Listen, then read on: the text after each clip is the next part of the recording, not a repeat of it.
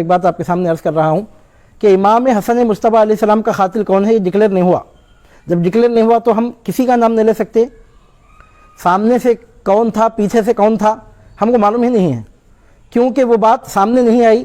ایک بات تو چھوٹا بچہ بھی جانتا ہے کہ ریموٹ چلانے والا جب ریموٹ چلاتا ہے تو جیسا ریموٹ چلانے والا آپشن دیتا ہے اس کے مطابق مشین کام کرتی ہے. تو سامنے سے مشین کون تھی, پیچھے سے ریموٹ کس کے ہاتھ میں تھا, واللہ تعالی اعلم بالصواب, ہم کو معلوم ہی نہیں ہے. اور معلوم نہیں ہے کا مطلب یہ نہیں کہ قیامت تک کے لیے ابد الآباد تک کے لیے وہ بات ہمیشہ کے لیے وہ بات مل گئی, ایسا نہیں ہے. قیامت تک کے لیے اس بات پہ پردہ ڈالا گیا ہے. قیامت کا دن آئے گا تو برابر امام حسن مصطفیٰ علیہ السلام کا قاتل بے نقاب ہو کے سامنے آئے گا اور ذلت و رسوائی کے ساتھ لعنت کا طوق گلے میں پہن کر جہنم میں جائے گا. تب حقائق لوگوں کے سامنے آشکارا ہوں گے کہ وہ کون بدنصیب ملعون کافر تھا کہ جس نے امام حسن مصطفیٰ علیہ السلام کو زہر دیا تھا. لیکن چونکہ ہم کو معلوم نہیں ہے تو اس وقت ہم کچھ بول نہیں سکتے. تو اب امام حسن مصطفیٰ علیہ السلام کے قاتل کا معاملہ کیا ہوگا؟ بعض لوگ بڑے لبرل بنتے ہیں, بولتے ہیں کہ امام حسن علیہ السلام نے اپنے قاتل کو معاف فرما دیا. کہیں معافی کا ایسا تو ذکر نہیں ملتا. آپ نے یہ فرمایا تھا کہ جس پر میں گمان کر رہا ہوں اگر وہ میرا قاتل نہیں ہے تو میں نہیں چاہتا کہ بے گناہ کوئی آدمی میری وجہ سے مارا جائے. اور جس پر میں گمان کر رہا ہوں, اور یہاں گمان کس کا ہے اب آپ کو بات سمجھنا چاہیے. حضور نبی کریم صلی اللہ علیہ وسلم فرماتے ہیں اتقوا فراست المؤمن فإنه ينظر بنور اللہ, مومن کی فراست سے ڈرو کیونکہ وہ اللہ کے نور سے دیکھتا ہے. یہاں گمان آپ کا اور میرا گمان نہیں ہے. جن کے گھر میں پیدا ہونے والے نے اعلان فرمایا لو انکشفت عورت مریدی بالمشرق وانا بالمغرب لسترتها, میں مشرق میں رہوں میرے مرید کا پردہ مغرب میں چاک ہو رہا ہوں تو میں پردہ پوشی کر لیتا ہوں. عزیزان محترم, جن کے دیکھنے کی یہ کیفیتیں ہوں تو آپ نے فرمایا تھا کہ جس پر میرا گمان ہے, تو اس سے معلوم ہوتا ہے کہ کسی ایکس وائی زیڈ پر آپ کا گمان تھا برابر. اور آپ نے فرمایا کہ جس ایکس وائی زیڈ پر میرا گمان ہے اگر واقعتاً وہی میرا قاتل ہے تو میں اللہ پر چھوڑ رہا ہوں, قیامت کے دن اللہ تعالیٰ اس سے بدلہ لے گا.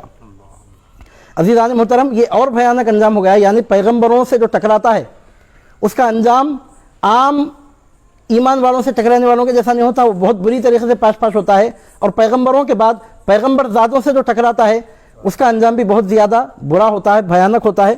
عزیزان محترم, بعض صوفیاء اپنے کشف سے کہتے ہیں کہ سرکار غوث پاک رضی اللہ تعالیٰ عنہ کا نام لے کر اگر کوئی بے ادبی کرے تو اس کا خاتمہ ایمان پہ نہیں ہوتا. اب میں بخاری سے مسلم سے حدیث پیش کر کے کوئی فتویٰ نہیں دے رہا ہوں. بعض اہل کشف بزرگان دین عارفین واصلین فرماتے ہیں اگر کوئی میرے پیر سرکار غوث پاک کا نام مبارک لے کر اگر آپ کی بے ادبی کرے تو وہ بدنصیب, اس بدنصیب کا خاتمہ ایمان پہ نہیں ہوتا. اور غوث اعظم جن کی نسبت پہ فخر کر کے فرماتے ہوں انا الحسنی والمغدا مقامی واقدامی علی عنق الرجالی, تم یہ دیکھ رہے ہو کہ میرے قدم اولیاء کی گردنوں پہ ہیں, مغدا میرا مقام ہے. تم کو معلوم ہے میں کون ہوں؟ جس صورت کا نام حسن تھا نا اسی کی ایک کرن کا نام عبد القادر گیلانی. عزیزان محترم, جب سرکار غوث پاک کا نام لے کر بے ادبی کرنے والے بدنصیب کو جب مرتے وقت کلمہ نصیب نہیں ہوتا تو امام حسن مصطفیٰ علیہ السلام کو زہر کا پیالہ دینے والا ابلیس کا ایجنٹ دجال جس کے کارناموں کو یاد کر کے شرمائے, اس بدبخت کی کہاں سے مغفرت ہو سکتی ہے اور کہاں سے نجات ہو سکتی ہے؟ امام احمد بن حنبل رحمۃ اللہ علیہ نے یزید کو اس لیے کافر کہا کہ وہ امام حسین علیہ السلام کا قاتل ہے. جب امام حسین علیہ السلام کے قاتل کو احمد بن حنبل نے کافر کہا تو امام حسن علیہ السلام کا قاتل کہاں سے مومن بچے گا؟ اگر امام احمد بن حنبل نے امام حسین کے قاتل کو کافر کہا ہے تو میں آپ کے سامنے اعلان کر رہا ہوں کہ امام حسین کا قاتل اگر کافر ہے تو امام حسن آپ کے بڑے بھائی ہیں, آپ کا قاتل بڑا کافر ہے. وہ چھوٹا کافر کون ہے ہم کو معلوم ہے, ڈکلیئر ہے. وہ بڑا کافر پردے کے پیچھے ہم کو معلوم نہیں ہے. انہیں ظاہر ہو گیا تو اس کے بارے میں معلوم ہے, انہیں چھپا ہوا اس واسطے اس کے بارے میں ہم کو معلوم نہیں ہے, کیونکہ امام حسن مصطفیٰ علیہ السلام نے اس پہ پردہ ڈال دیا. یہاں پر ایک بات اور بھی میں آپ کے سامنے عرض کر رہا ہوں کہ اگر کوئی مسلمان کسی دوسرے مسلمان کو قتل کر دے تو وہ گناہ کبیرہ کا مرتکب ہوتا ہے, کافر نہیں ہوتا. لیکن پنجتن پاک کی شان یہ ہے کہ پنجتن پاک کو اگر کوئی قتل کرنے کی سازش کرے, جیسا کہ امام حسین کا قاتل ہے یا امام حسن مصطفیٰ علیہ السلام کا قاتل ہے, اگر کوئی پنجتن پاک کا قاتل ہو تو پھر عام مسلمانوں کے قاتلوں کے جیسا حکم اس کے لیے نہیں ہے, وہ کافر ہے.